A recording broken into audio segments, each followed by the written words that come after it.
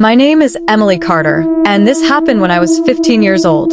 One rainy Saturday, my mom took me to a thrift store in our small Ohio town. While she shopped, I wandered into the toy section and noticed an old Labubu doll sitting alone on a shelf. Its large eyes and strange smile made me uncomfortable, but for some reason, I couldn't stop staring at it.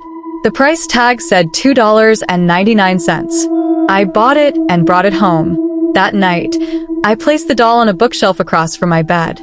At exactly 3:07 a.m., I woke up. The room was silent.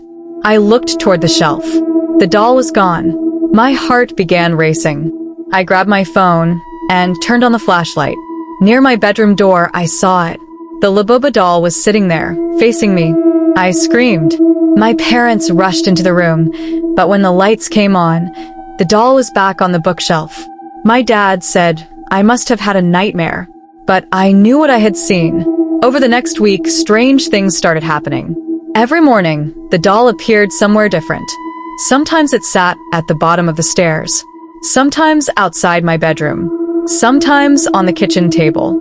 My parents thought I was moving it myself. I began wondering if I was losing my mind. To prove I wasn't imagining things, I set up a security camera in my room. The next morning, I watched the footage. Everything looked normal until 3:07 a.m. Suddenly, the camera screen filled with static. The image flickered. Then the doll slowly turned its head toward the camera. Not like a toy falling over, like something alive. My blood ran cold. A few seconds later, a small girl appeared behind my bed. She had pale skin, long black hair, and wore an old white dress. She stood completely still, watching me sleep. Then the recording ended. The camera battery was dead. That night, I barely slept. Around midnight, I heard footsteps above my room. Slow, heavy, back and forth. The problem was that there was no second floor, only an attic. The footsteps continued for nearly an hour before stopping directly above me. Then I heard a little girl's voice, soft and distant. "Where's my doll?" I froze. Again the voice whispered, "Give it back." A scratching sound came from beneath my bed, like fingernails dragging across wood. I stayed awake until sunrise. The next day, my father agreed to search the attic with me. Behind an old wooden trunk, we found a dusty journal. It belonged to a family that had lived in the house years ago. Most of the journal talked about a young girl named Lily. Every photo showed her holding the same Labubu doll. As we kept reading, the entries became disturbing. Lily says the doll talks to her at night. She refuses to sleep without it. She says the doll doesn't want her to leave. Then we reached the final page. October 31st. Lily disappeared tonight.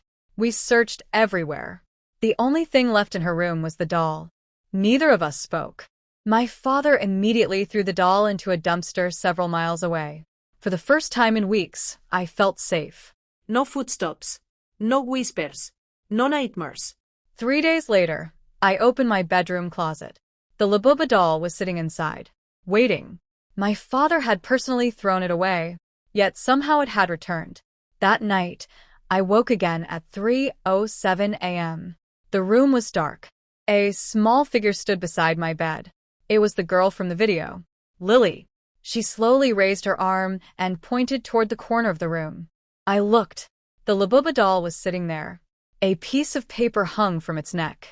Written in a child's handwriting were 5 terrifying words. "Emily belongs to us now." I blinked. The room went silent. The girl disappeared.